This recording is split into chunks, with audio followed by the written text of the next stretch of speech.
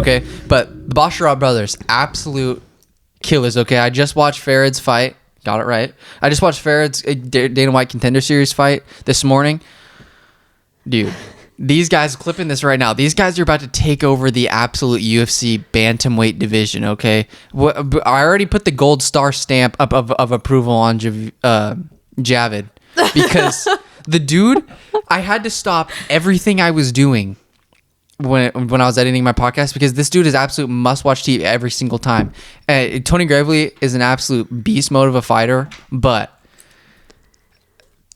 there's very few guys in the bantamweight division that I think that can enter the UFC like right away and be like, all right, you don't really need any tune-up fights. Just send this guy into the top 15. I mean, when things aren't going right for him on the feet, he literally will just take you down and can...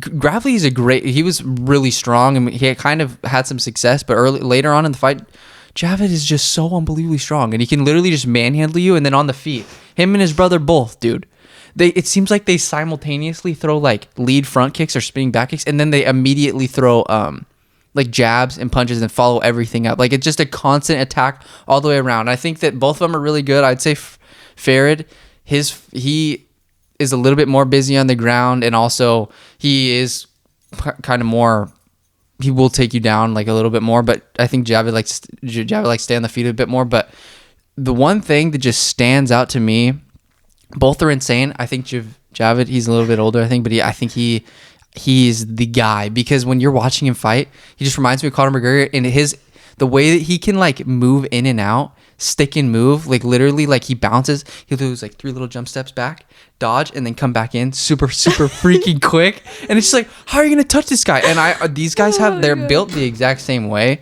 and so their frames are honestly perfect because they have just enough reach, just enough athletic ability to hang with the dude like Corey Sandhagen. But then when it comes to like a guy like Aljamain Sterling or TJ Dillashaw that want to shoot on you all the time and maybe like, I don't know, try to nullify your striking, they have the ground game to go with them tit for tat, baby. And I think that they're just going to take this UFC bantamweight division by storm. Obviously, they're never going to fight each other. But I was looking, I don't know, I just watched Farid. I just watched Farid's fight. I don't know who's going to fight next. He got the Dana White Contender, so he got a contract to be in the UFC. But as for Javid, I think I said this after his first fight against Trevin 5-star. I would love to see a Saeed Kakramanov fight with him. That would be absolutely fantastic. Both of those guys, I know that it might make sense to keep them apart just because they've both looked so good. Saeed destroyed Ronnie Lawrence basically, and Ronnie Lawrence is known for his wrestling. Both of them haven't lost him forever. I think Javid's undefeated. Saeed, I think, dude, the man's hasn't lost in a bit, so I would really like to see that fight. And then also there's just so many, there's just so many potential fun fights for him. I think Jonathan Martinez has a fight lined up, but that would be a great one.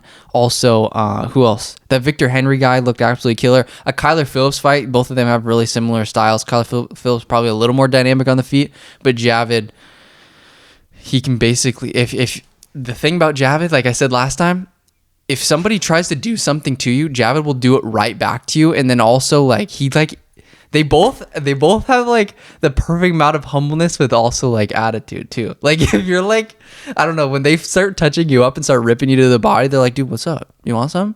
Like they'll get a little bit cocky, but it's never like too much. We're like, that guy's an ass. But they're just like must-watch TV every single time. But that's why I think that they're going to take over the bantamweight division. And they're right now, Javid's probably a little more ready to take on that top 15 because Farid's a little bit younger. But I just think I'm so happy that I got to watch Javid's first fight because these guys, they're stars now, dude. And especially the whole entire storyline, you could build cards around them.